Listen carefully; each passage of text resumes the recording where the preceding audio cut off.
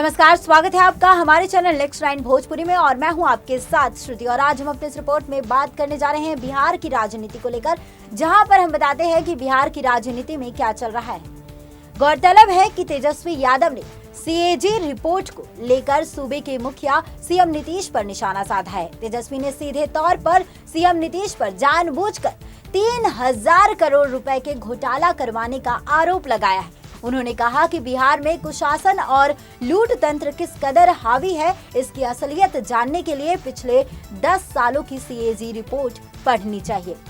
बता दें आपको कि उन्होंने कहा कि सीएजी ने सृजन घोटाले के बारे में सालों पहले ही आगाह किया था, लेकिन मुख्यमंत्री ने सब जानते हुए भी 3000 करोड़ से अधिक की लूट होने दी। बिहार सरकार के विभिन्न विभागों और बजट में इतनी वित्तीय विसंगतियां और अनियमितताएं हैं कि सीएजी हर वर्ष हमेशा उन पर सवाल खड़ा करता है। पश्चिम बंगाल के विधानसभा चुनाव के लिए चुनाव प्रचार के दौरान मुख्यमंत्री ममता बनर्जी द्वारा बिहार और उत्तर प्रदेश के लोगों को गुंडा कहे जाने पर बिहार बीजेपी ने करारा हमला बोला है।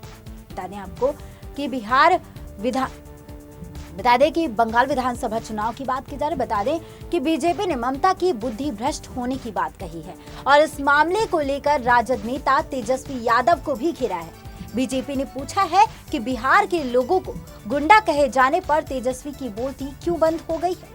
बता दें कि बंगाल में चुनाव प्रचार की शुरुआत से ही ममता लगातार बाहरी गुंडों को बुलाए जाने की बात कहती रही हैं। पिछले दिनों उन्होंने नंदीग्राम में खुद के लिए वोट मांगते हुए फिर से कहा कि बंगाल में बिहार और यूपी से आए गुंडे गड़बड़ी फैलाने की कोशिश कर रहे हैं। बीजेपी के संस्थापक सदस्य और राज्यसभा के पूर्व सदस्य आर.के. सिन्हा ने कहा है कि पश्चिम बंगाल की मुख्यमंत्री ममता दीदी बुद्धि विवेक सब खो चुकी हैं। कहा कि ममता दीदी ने हाल ही में नंदीग्राम में कहा कि उन पर जितने हमले हुए ये सब बिहार और यूपी के गुंडों ने किए हैं। सस्ती लोकप्रियता के लिए नाटक करना उनकी पुरानी आदत है, जिससे बंगाल की जनता भली भांति परिचित है। अभी वे जिस हमले का बात कर रही हैं, इससे बड़ा कोई ढोंग हो ही नहीं सकता। किसी का पैर टूटा हो, पैर में फ्रैक्चर हो, वह घूमता फिरे, ऐसा संभव नहीं होता। सिन्हा ने कहा कि ममता बनर्जी ने बिहार का ही नहीं बंगाल का और अपने पूर्वजों का भी अपमान किया है। ममता बनर्जी के पूर्वज भी उतने ही बिहारी थे जितने कि हमारे पूर्वज थे।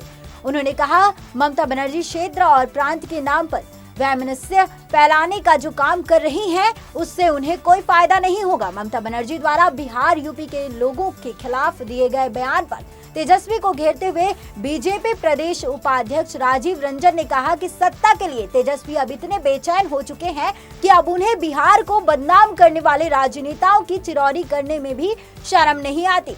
ममता बनर्जी बिहार यूपी के लोगों को अपराधी बता रही हैं और उस पर तेजस्वी प्रतिक्रिया नहीं दे तो इससे समझा जा सकता है कि नेता प्रतिपक्ष के लिए बिहार की इज्जत और प्रतिष्ठा कोई मायने नहीं रखती। तेजस्वी के लिए अपनी राजनीति महत्वपूर्ण है और उसके लिए वे किसी से भी हाथ मिला सकते हैं।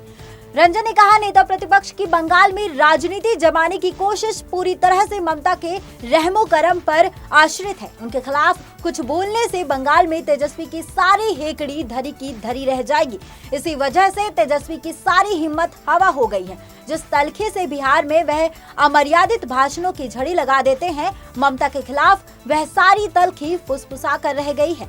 तेजस्वी यह जान लें कि बिहार की जनता में आत्मसम्मान कूट कूट कर भरा है। वक्त आने पर वह अपना अपमान करने वालों और उनका साथ देने वालों को मुंह तोड़ जवाब जरूर देंगी। बता दें कि हमें पूरी जानकारी वेबसाइट्स और अन्य जगहों से प्राप्त हुई है। ये जानकारी आपको कैसी लगी आप हमें कमेंट बॉक्स में कमेंट कर जरूर बताएं और इस वीडियो को ज्यादा से ज्यादा लाइक करें, शेयर करें और चैनल को सब्सक्राइब करें और देखते रहिए नेक्स्ट नाइन भोजपुरी। नमस्कार।